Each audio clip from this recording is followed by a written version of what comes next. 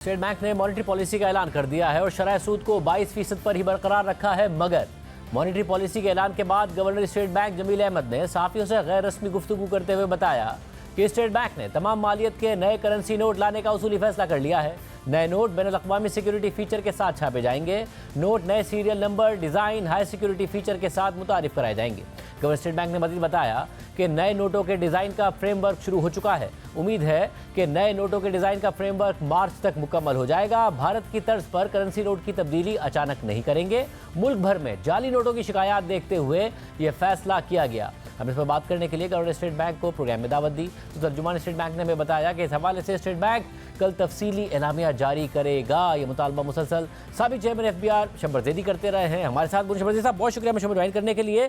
साहब, ये एक रूटीन प्रैक्टिस है, इसका कोई फ़र्क नहीं पड़ना कि इंटरनेशनल प्रैक्टिस के तहत 15 से 20 साल में तमाम नोटों को तब्दील किया जाए, या फिर आपके ख्याल में कुछ ना कुछ ऐसा है जिसका फ़ायदा होगा? बिस्मिल्लाहिर्रहमानिर्रहीम। देखिए शाहज़ेब, अगर आप मेरे बयानात को सुनते रहे हैं तो मैं हमेशा से ये कहता रहा हूँ कि आपको नए नोट लाने पड़ेंगे और पुराने नोटों को कैंसिल करना पड़ेगा।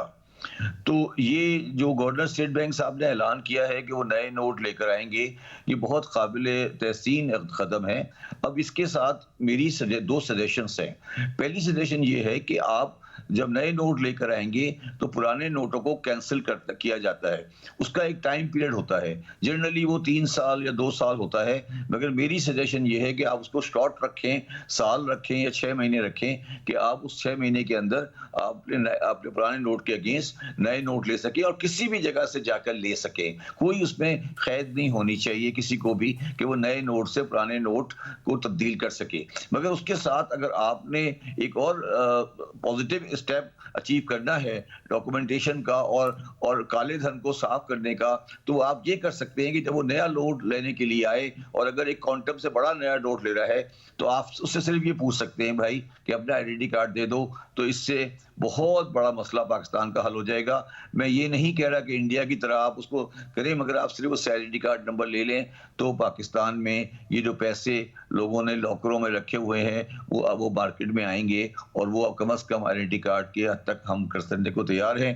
दूसरी बात जो है वो सिक्योरिटी फीचर जो आप कह रहे हैं, उसमें भी मैं समझता हूँ कि हम उसका किसी तरीके से कोई ट्रैक एंड ट्रेस कर सकते हैं और उसका कंट्रोल इंतजाम दे सकते हैं स्टेट बैंक ऑफ पाकिस्तान को। उसके बारे में मैं बात नहीं कर सकता कि कोई टेक्निकल सब्जेक्ट है, मगर मेरा ये व्यू है कि जब हम ये कदम उठा रहे हैं और पाकिस्तान की मईशत को हम जानते हैं और हमें ये पता है कि तकरीबन 9 से 9.5 से 9 खरब रुपए का पाकिस्तान में इस वक्त कैश इन हैंड मार्केट में फ्लोट कर रहा है। तो अगर वो 9 खरब का कैश इन नोट फ्लोट कर रहा है तो अगर किसी तरीके से उसको मईशत में डॉक्यूमेंटेड में लाया जा सकता है तो ये बिल्कुल सही कदम है और ये जो पहला स्टेप किया गया है ये उसके लिए अगला फीचर है। सब यानी कि अगर एक टाइम फ्रेम दिया जाएगा कि इतना आपके पास वक्त है कि इनको कन्वर्ट करा लें, जो कि आमतौर पर अगर कोई नोट विड्रॉ किया जाए तो दिया जाता है, तो उसमें ये जो एक तासुर दिया जा रहा था कि ये डिमोनेटाइजेशन हो गई, काला धन सफ़ेद जो काला धन रखते हैं उनको जो है वो बड़े प्रॉब्लम आने वाले हैं, ऐसा कोई कुछ होगा? बात नहीं है। देखो सिंपल बात है शाहज़ेब कि मेरे पास 5 नोट है, मैं जाकर कन्वर्ट करा लूं जाकर, कोई मुझे मसला नहीं है, कोई रुकावट नहीं होनी चाहिए। मगर सिर्फ ये होना चाहिए कि भाई शब्बर ज़ैदी साहब का आइडेंटिटी कार्ड है, ये मुझसे लेके गए, नए पुराने लेके गए 5 और 5 नए लेके गए, बस दैट्स ऑल। इसके बगैर नहीं होना चाहिए कि जिसका दिल चाहा जो अपने घर से पैसे निकाले वापस कन्वर्ट कराए वापस रख लिए। लेकिन ना जिसका दिल चाहा वो 2 अरब लेकर पहुंच गया बैंक में और कन्वर्ट करा रहा है, ये नहीं होना चाहिए।